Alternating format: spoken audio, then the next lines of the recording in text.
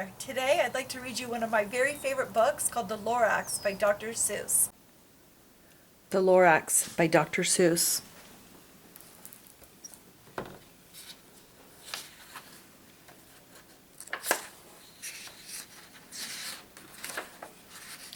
At the far end of town, where the grickle grass grows, and the wind smells slow and sour when it blows, and no birds ever sing excepting old crows, is the street of the lifted Lorax. And deep in the grickle grass, some people say, if you look deep enough, you can still see today where the Lorax once stood, just as long as it could, before somebody lifted the Lorax away. What was the Lorax, and why was it there? And why was it lifted and taken somewhere, from the far end of town where the grickle grass grows? The old Onceler still lives here. Ask him. He knows. You won't see the Onceler, don't knock at his door. He stays in his lurkum on top of his store. He lurks in his lurkum cold under the roof, where he makes his own clothes out of mufford moof. And on special dank midnights in August he peeks out of the shutters, and sometimes he speaks and tells how the Lorax was lifted away. He'll tell you, perhaps, if you're willing to pay. On the end of a rope he lets down a tin pail, and you have to toss in 15 cents and a nail, and the shell of a great-great-great-grandfather snail. Then he pulls up the pail, makes a most careful count, to see if you've paid him the proper amount. Then he hides what you paid him away in his snub, his secret strange hole in his grovelous glove. Then he grunts, I will call you by my whisper-ma-phone, for the secrets I tell you are for your ears alone. Slop! Down slips the whisper-ma-phone to your ear, and the old Onceler's whispers are not very clear, since they have to come down through a snurgly hose, and he sounds as if he had smallish bees up his nose. Now I'll tell you, he says, with his teeth sounding gray, how the Lorax got lifted and taken away. It all started way back, such a long, long time back. Way back in the days when the grass was still green, and the pond was still wet, and the clouds were still clean, and the song of the swami swans rang out in space. One morning I came to this glorious place, and I first saw the trees, the truffula trees, the bright-colored tufts of the truffula trees, mile after mile in the fresh morning breeze.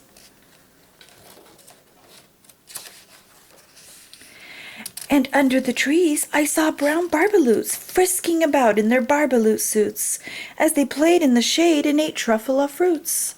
From the rippleless pond came the comfortable sound of the humming fish humming while splashing around.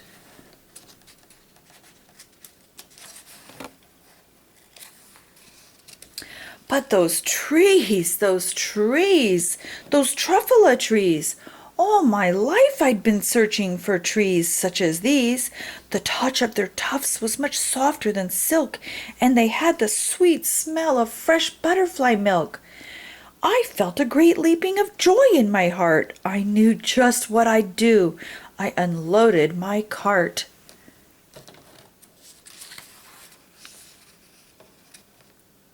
And in no time at all I had built a small shop.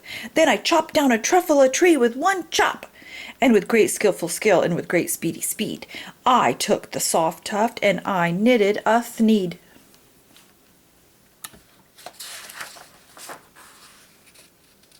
The instant I'd finished I heard a gazump. I looked. I saw something pop out of the stump of the tree I'd chopped down. It was sort of a man. Describe him? That's hard. I don't know if I can. He was shortish and oldish and brownish and mossy, and he spoke with a voice that was sharpish and bossy. Mister, he said with a sawdusty sneeze, I am the Lorax. I speak for the trees.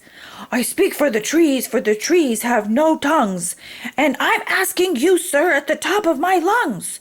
He was very upset as he shouted and puffed, What's that thing you've made of my truffula tuft?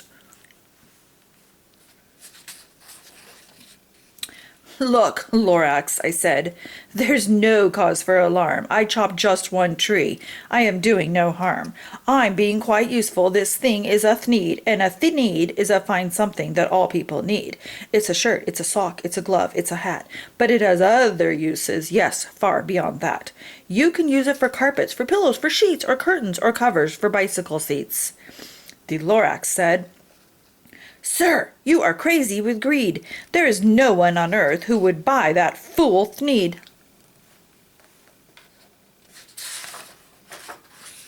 But the very next minute I proved he was wrong, for just at that minute a chap came along, and he thought that the thneed I had knitted was great. He happily bought it for $3.98. I laughed at the Lorax. You poor stupid guy. You can never tell what some people will buy.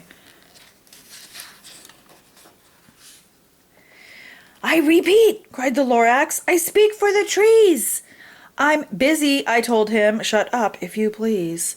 I rushed across the room, and in no time at all, I built a radio phone. I put in a quick call. I called all my brothers and uncles and aunts, and I said, listen here, here's a wonderful chance for the whole Onceler family to get mighty rich.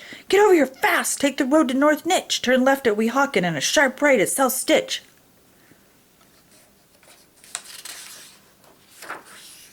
And in no time at all, in the factory I built, the whole Onceler family was working full tilt. We were all knitting thneeds, just as busy as bees, to the sound of the chopping of truffula trees.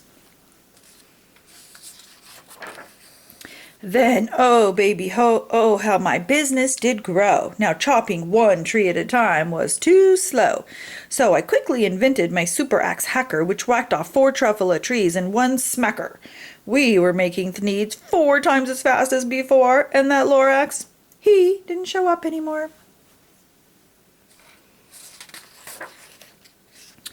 But the next week he knocked on my new office door. He snapped, I'm the Lorax who speaks for the trees, which you seem to be chopping as fast as you please.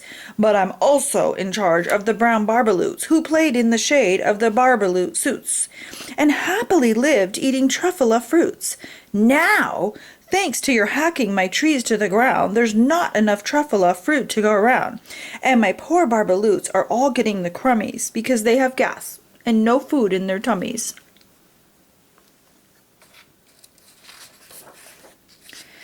They loved living here, but I can't let them stay.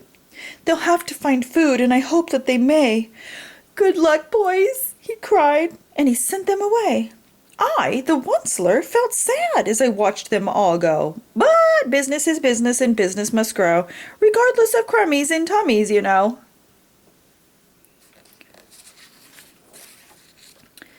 I meant no harm, I most truly did not, but I had to grow bigger, so bigger I got. I biggered my factory, I biggered my roads, I biggered my wagons, I biggered my loads. Of the thneeds I shipped out, I was shipping them forth to the south, to the east, to the west, to the north. I went right on biggering, selling more thneeds, and I biggered my money, which everyone needs. Then, again, he came back. I was fixing some pipes when that old nuisance Lorax came back with more gripes. I am the Lorax, he coughed and he whiffed. He sneezed and he snuffled, he snargled, he sniffed. Oh, Onceler, he cried with a cruffulous croak. Onceler, you're making such smoggerless smoke. My poor swabby swans, why they can't sing a note. No one can sing who has smog in their throat.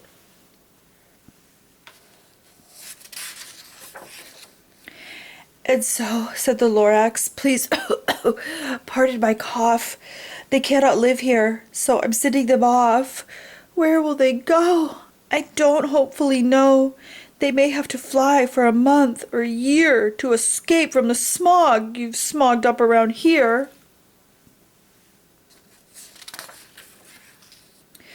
What's more, snapped the Lorax, his dander was up. Let me say a few words about your gluppity-glup. Your machinery chugs on day and night without stop, making gluppity-glup and also schluppity-schlup. And what do you do with this leftover goo? I'll show you, you dirty old Onceler man, you. You're glumping the pond where the humming fish hummed. No more can they hum, for their gills are all gummed. So I'm sending them off. Oh, their future is dreary. They'll walk on their fins and get woefully weary in search of some water that isn't so smeary. And then I got mad. I got terribly mad. I yelled at the Lorax. Now listen here, Dad. All you do is yap yap and say bad, bad, bad, bad. Well, I have my rights, sir, and I'm telling you, I intend to go on doing just what I do. And for your information, you Lorax, I'm figuring on biggering and biggering and biggering and biggering and turning more truffula trees into the needs which everyone needs. And at that very moment, we heard a loud whack.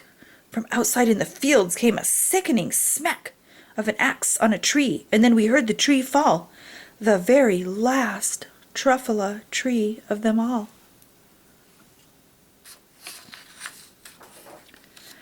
No more trees, no more needs, no more work to be done. So, in no time, my uncles and aunts, everyone, all waved me goodbye. They jumped into my cars and drove away under the smoke-smuggered stars. And now all that was left, beneath this bad-smelling sky, was my big empty factory, the Lorax, and I.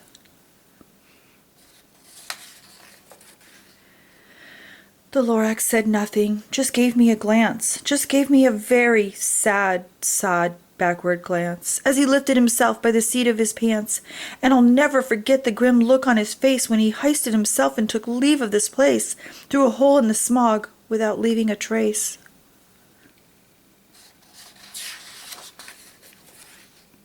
And all that the Lorax left here in this mess was a small pile of rocks with the one word, unless. Whatever that meant, well, I just couldn't guess. But that was long, long ago. But each day since that day, I've sat here and worried away. Through the years while my buildings have fallen apart, I've worried about it with all of my heart. But now, says the Onceler, now that you're here, the word of the Lorax seems perfectly clear. Unless someone like you cares a whole awful lot, nothing is going to get better. It's not. So, catch, calls the Onceler, and he lets something fall. It's a truffula seed. It's the last one of all. You're in charge of the last of the truffula seeds. And truffula trees are what everyone needs. So plant a new truffula and treat it with care. Give it clean water and feed it fresh air.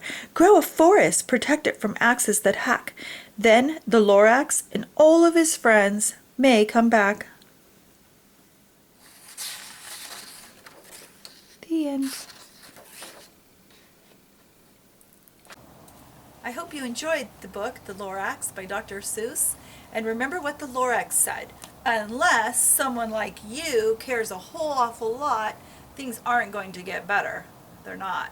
So think about something nice that you can do for the earth this week. It's Earth Day, but you know what? It's Earth Day every day.